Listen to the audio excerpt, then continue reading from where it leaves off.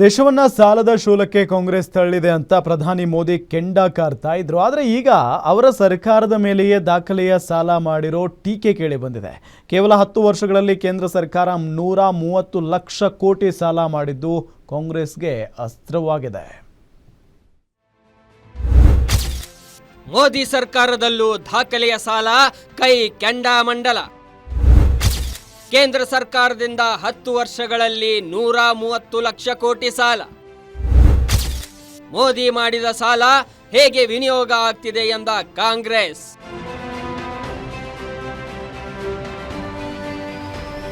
ಸಾಲ ಮಾಡಿ ಆದ್ರೂ ತುಪ್ಪ ತಿನ್ನಿ ಅನ್ನೋದು ವಾಡಿಕೆಯ ಮಾತು. ಆದ್ರೆ ಸಾಲ ಮಾಡಿ ದೇಶದ ಅಭಿವೃದ್ಧಿ ಮಾಡ್ತೇವೆ ಅನ್ನೋದು ರಾಜಕೀಯ ನಾಯಕರ ಮಾತು. ಹೌದು, ಸರ್ಕಾರಗಳು ಸಾಲ ಮಾಡೋದೇನು ಹೊಸದಲ್ಲ. ಅಭಿವೃದ್ಧಿ ಕಾರ್ಯಗಳಿಗೆ ವಿವಿಧ ಬ್ಯಾಂಕ್ ವಿದೇಶದಿಂದ ಸಾಲ ಮಾಡೋದು ಮೊದಲಿನಿಂದಲೂ ನಡೆದುಕೊಂಡು ಬಂದ ಪರಂಪರೆಯಾಗಿದೆ. ಆದರೆ ಪ್ರಧಾನಿ ಮೋದಿ ಅಧಿಕಾರಕ್ಕೆ ಬಂದ ಬಳಿಕ ಮಾಡಿದ ಸಾಲಕ್ಕೆ ಕಾಂಗ್ರೆಸ್ ನಾಯಕರು ಇದೀಗ ತಗಾದೆ ತೆಗೆದಿರೋದು ವಿಶೇಷವಾಗಿದೆ. ಸಾಲವೂ ತಪ್ಪಲಿಲ್ಲ, ತುಪ್ಪವೂ ಸಿಗಲಿಲ್ಲ.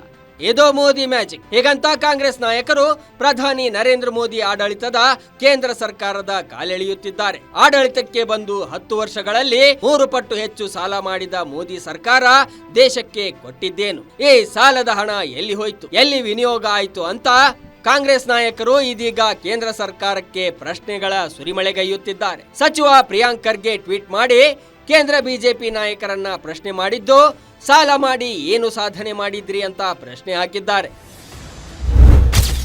1947ರಿಂದ 2014ರವರೆಗೆ ಭಾರತದ ಸಾಲ 54 ಲಕ್ಷ ಕೋಟಿ.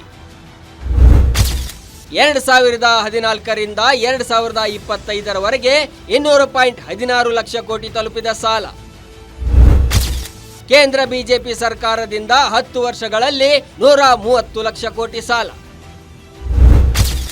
12.76 ಲಕ್ಷ ಕೋಟಿ ಬಡ್ಡಿ ಪಾವತಿಸುತ್ತಿರೋ ಕೇಂದ್ರ ಸರ್ಕಾರ. ಮೋದಿಯ ಅಮೃತ ಕಾಲದಲ್ಲಿ ಆಗಿರೋದು ವಿಕಸಿತ ಭಾರತವಲ್ಲ, ವಿಕಸಿತ ಸಾಲದ ದೇಶ ಅಂತ ಪ್ರಿಯಾಂಕ್ ಖರ್ಗೆ ಕಿಡಿಕಾರಿದ್ದಾರೆ. ಅಷ್ಟೇ ಅಲ್ಲ, ತೆರಿಗೆ ಹೆಸರಲ್ಲಿ ಜನರನ್ನ ಸುಲಿಗೆ ಮಾಡುತ್ತಿದ್ದರೂ ಎಷ್ಟು ಮೊತ್ತದ ಸಾಲ ಮಾಡಿದ್ದೇಕೆ? ಯಾರ ಜೇಬು ತುಂಬಿಸುವುದಕ್ಕೆ ಈ ಸಾಲ ಮಾಡಿದ್ದು? ಬಿಜೆಪಿ ಈ ಬಗ್ಗೆ ಮಾತನಾಡುವುದೇ? ಪ್ರಧಾನಿ ಕೇವಲ ಒಂದೇ ಒಂದಾದರೂ ಪತ್ರಿಕಾಗೋಷ್ಠಿ ನಡೆಸಿ ಈ ಬೃಹತ್ ಸಾಲದ ಕಾರಣವನ್ನು ತಿಳಿಸುವರೇ ಎಂದು ಸಚಿವ ಪ್ರಿಯಾಂಕ್ ಖರ್ಗೆ ಟ್ವೀಟ್ ಮೂಲಕ ಬಿಜೆಪಿ ನಾಯಕರನ್ನ ಪ್ರಶ್ನೆ ಮಾಡಿದ್ದಾರೆ.